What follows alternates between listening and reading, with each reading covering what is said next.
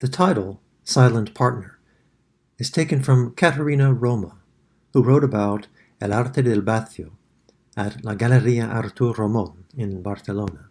Quote, en estas obras, los artistas presentan su particular definición del concepto de vacío, de la relación del material, la arcilla, con el espacio que contiene o que lo rodea. Y es que, de hecho, ese vacío es un compañero silencioso de la cerámica a lo largo de su historia, que es también la historia de la humanidad. End quote. Translated to English, Roma wrote, in these works, the artists present their particular definition of the concept of the void, of the relation to the material, clay, with the space that it contains or that surrounds it.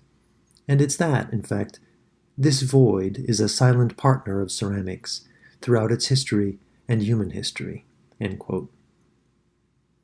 Silent Partner draws on a dozen series from the past 8 years. Because the void is integral to the artworks, the void of the gallery is relatively unimportant. Instead of filling a space, I seek in Silent Partner to commit the violation that, at least since modernism, as it is understood in the world of art, is like a 4-letter word: to decorate.